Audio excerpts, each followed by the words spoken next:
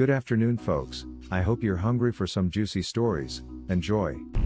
Premise: I work for a technology company, which falls in the startup/medium enterprise category. Let us refer to this as my company. We were working on creation of an Internet of Things, IoT, based product for large industries. But as we were new to the domain, we had hired couple of industry experts to help us understand the domain and help us with understanding the gaps. This is a common practice. Enters bigger company, a company that has been dealing with devices for over 15 years now. They had a product in our same domain named Big Product. They had Big Product version 5 running in various places, which was built on legacy stack.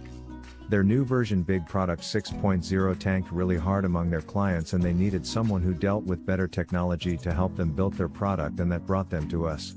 The coming of bigger company was really good for our product, as they had really good insights to bring to the table. As being a major player, they wanted us to build Big Product 7.0 instead of our product, but being a product company that was out of scope. Thus we decided to be API providers for as to back-end capabilities while the UI looks different. Think of it as different buttons in your web page, but similar functionality. We were also responsible for bundling and deploying the application. Legally, we have signed a contract says my company clearly owns the code and they have no right to see or recreate our code, just to make us indispensable as API providers for bigger company. Things have been going well for both of us and the both products were shaping up well. Incident: suddenly, one day bigger company gets a new guy to handle the product, big manager, and we see some red flags immediately. Major escalation and blame gaming for every deployment and everything, eventually to a point where we were tired of the engagement with bigger company. We were targeting a major product expo for October 2019 and so were they. With the big manager came in some associates who kept asking technical questions and logic and stuff and pestering our developers. This led to a suspicion that they were trying to micromanage and peep in on our tech stack, which made our team work on better encryption for our code, essentially making things even better for us. He changed few keys in the database and complained that there was a bug. We sealed off the database. He decided to not pay for the engagement, showing our incompetence. He also sold the license to the product without paying us to some of his clients. One fine day, they called a junior developer asking some doubts, which resulted in him joining a call with them. The link was soon shared in our team's chat and almost all of us, including my CEO, joined the call. Now, we promptly had things recorded. Our plan was simple: make sure that their product doesn't get presented for the major expo. We pulled sufficient proof to prove that there was non-compliance with our contract. The next day, we pull in the legal team and decide to call of the engagement. We also hand over the entire documentation on the same day. The team pulled an all-nighter. Also, we had seen this coming. One of the things that was scheduled for next week was to make their deployment HTTPS complaint. Now, for most on-premise deployments in plants, people really don't go with SSL-enabled products, but for the expo, a secure deployment was mandatory.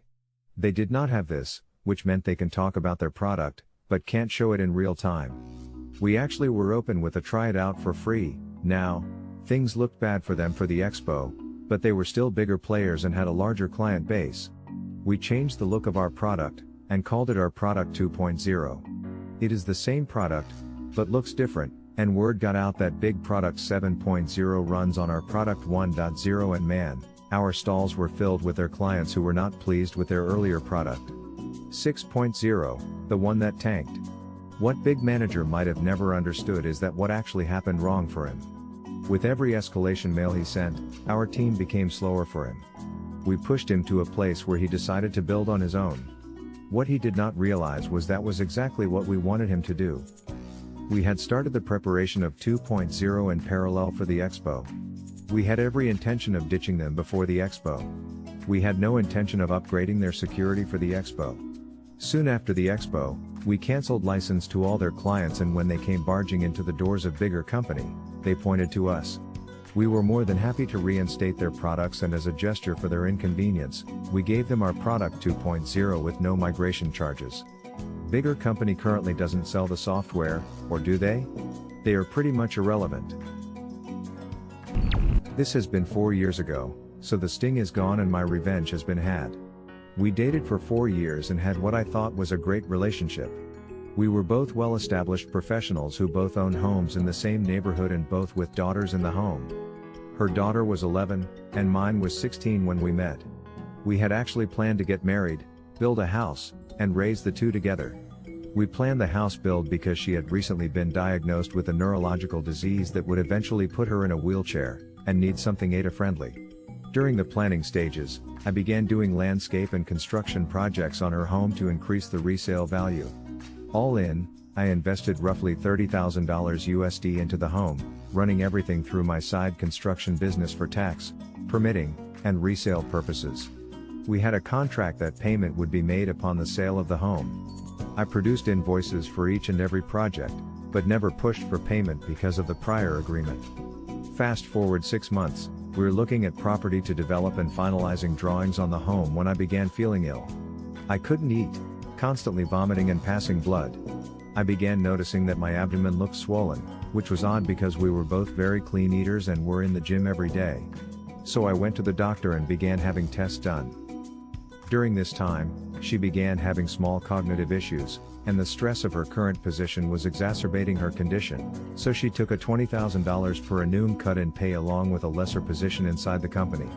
After a month or so of different tests, and a biopsy, it came back that I had a golf ball-sized tumor in my stomach, and would need to begin chemotherapy. So I began chemo and radiation treatments, which made me, expectedly so, extremely ill. She was spending time helping around my place on the weekends and staying over more, to the point that they were both at my home, more than theirs. At this point, I suggested that we go ahead and put one of our houses on the market, and move in together until the new house was built.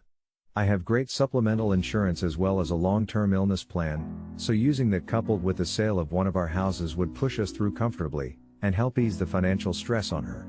Shortly after this discussion, she became extremely distant.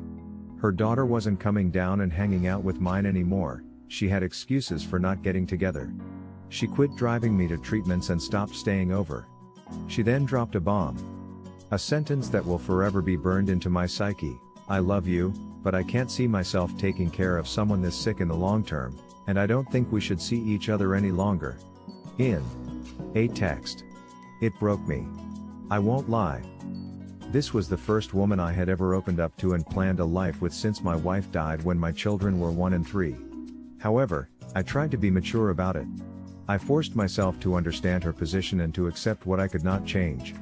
I calmly, the next day, gathered all of her things, packed them neatly, loaded them in my truck, and took them to her house to leave on the back porch while she was at work, in order to avoid any awkward exchanges. Walking around the back and under the porch cover, I sat down a box, and saw her in her back living room, on the couch having sex with a man that she had introduced to me as a lifelong friend. I had dinner and drinks with this man and his girlfriend. We had gone on vacation with them, as well. I never spoke of the incident with her, and simply sent her a text later, explaining that I would leave her things on my side porch to pick up at her convenience. I discovered 8 or 9 months later from his now ex-girlfriend, that they had broken up due to him confessing that he had been sleeping with my SO, dating back to about the time we were finishing drawings on the new home. Now I'm pissed. Revenge time. At this point, I had finished chemo and radiation for the time being and was feeling healthier.